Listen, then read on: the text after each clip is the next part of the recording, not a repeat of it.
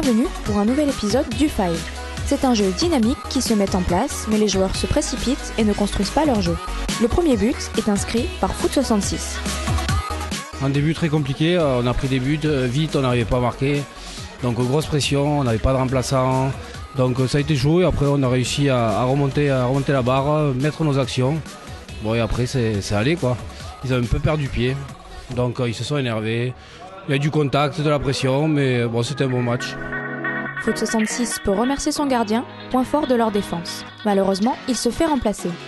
FC Futsal profite de l'euphorie de Foot66 pour riposter, et c'est de manière fulgurante qu'ils entament leur ascension et remportent la victoire.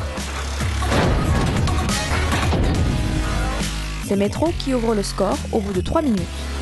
Leur tactique, un jeu posé avec de nombreuses passes efficaces qui mènent au but. Fernandez Rezo peine à marquer, devancé par les joueurs de Métro, qui sait comment tenir son adversaire à distance.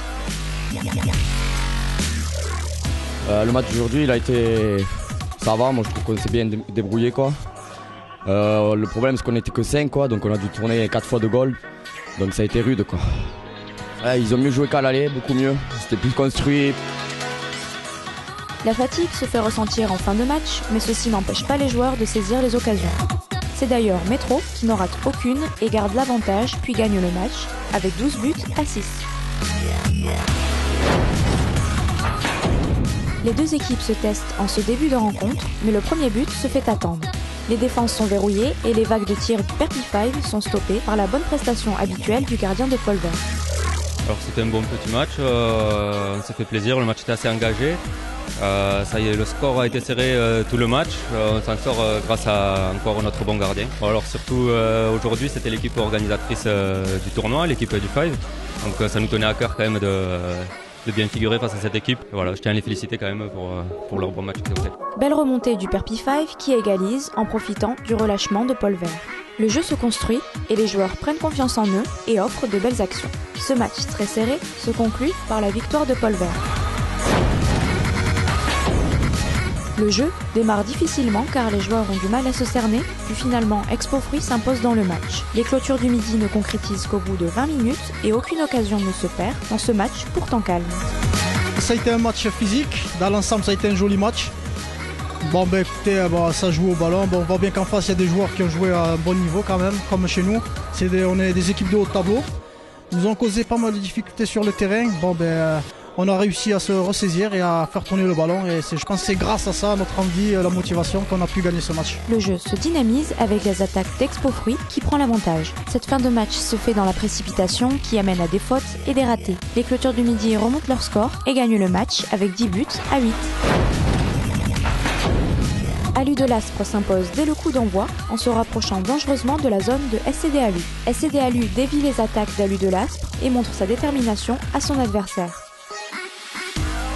C'était un match serré malgré les 5 points d'écart, 5 buts d'écart, parce que tout le monde a pris du plaisir. Chaque membre de notre équipe a marqué, donc c'est un bon point pour nous.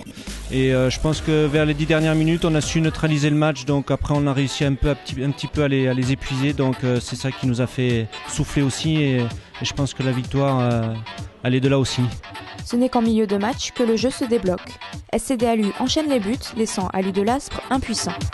C'est avec un score de 8 à 13 pour SCD Alu que cette rencontre s'achève. Le calme du début de cette rencontre est vite mis de côté par le jeu puissant de SNE.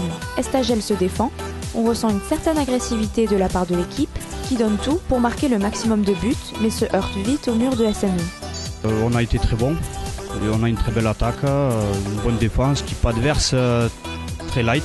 Je pense qu'ils n'étaient pas à 100%. Il leur manque effectivement un bon gardien. On va se donner à fond pour finir premier.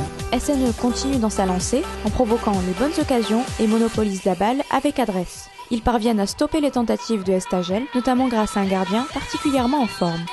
Le match se termine avec une nouvelle victoire de SNE malgré les efforts d'Estagel. La 15e journée est à présent terminée et laisse place au tableau des scores. On vous donne rendez-vous pour la suite du tournoi du Five.